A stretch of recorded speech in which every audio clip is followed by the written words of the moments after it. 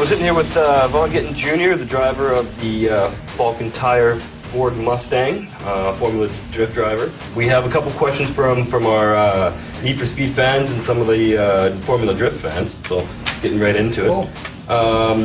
How's this year's Formula Drift tournament going for you? It's going, we had some ups and downs up until round 3.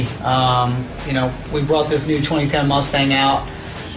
Thought that we were going to be able to use all the data from the prior Mustang because it's the same chassis, but it turns out that the weight savings that we had, the 700 pounds that we dropped this year, really made the car a whole other animal. So the first 2 events were really a lot of learning, and then we finished up Jersey round 3 with second place finish, which is incredible. And not to mention, I finished second, but Falcon, we did a 1-2-3 podium sweep, which was just awesome. Unheard of, groundbreaking in drifting for a tire manufacturer to dominate Formula D like that. So it was, testament to Falcon Tire and our team and our engineers at ASD in Charlotte. So just an incredible weekend we had in Jersey. That's great. How much are you seeing in terms of performance-wise between the new 2010 year older one? Well, from our competition car compared to our 05 chassis car, it's night and day. We dropped 700 pounds. We have 100 more horsepower. We have a quick change rear, and the things that my engineering team has done with the suspension and in-dash adjustment on each corner. It's a lot more technologically advanced. But as far as a factory car from the showroom, the new 2010 is incredible. They took a proven chassis and built onto it, made the suspension better, made the braking better, a little more horsepower, and looks a lot better. And the interior is just, you're blown away that you're driving a Mustang because of how, the attention to detail. So, hats off to Ford. They did a great job with the car. Cool. What have you got any highlights of the season so far? So far, I would say, finishing second place was incredible. Other than that, one highlight was smashing into Sam Hubenet's Viper. That was pretty fun. That was in Long Beach. That was in Long Beach. Yeah. He swears he didn't brake check me, but I know that car slowed down awfully fast, and it was just one of those things where, I just stayed in it and seen what happened. And what happened was I gave him a little kiss, and he wasn't happy about it. So that was pretty exciting. Good stuff. So a lot of these questions were geared around some of your background and stuff like that. So first question about you is, how did you become a professional drift driver?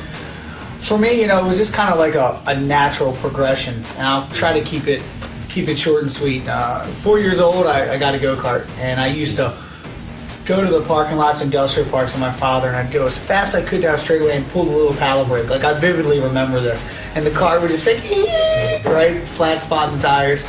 And, all growing up, my dad was a car wholesaler, so he had hot rods, and I'd always give him to do burnouts and stuff. And I just loved that screaming engine and smoking tires.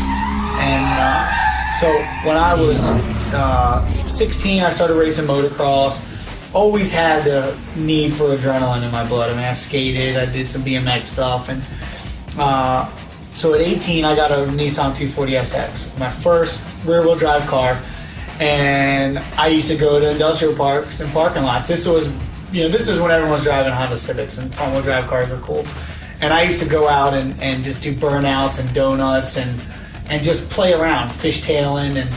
And then I saw this video of drifting online, and I was like, oh my God, this is ridiculous. Like, there's a sport where you can fly around, slide, tire smoke, engine scream, like, this is me.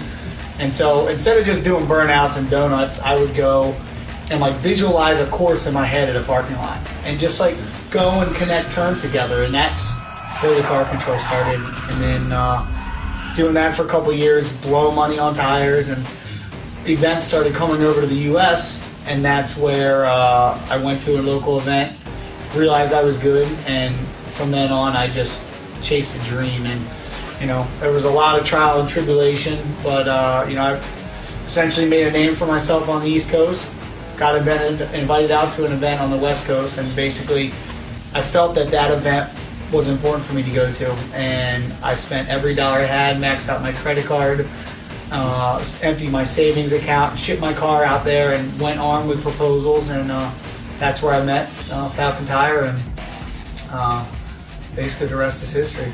Cool. So your first competitive car was a... First car was a Nissan 240SX that I built. It had I still have it. It has a bolt-in roll cage and just a bunch of bolt-in parts. And I used 2004, I trailered it on the back of my truck and with an open car trailer. And it's so funny to think back on that. Now we roll up with these huge rigs, and it's like, how did this happen?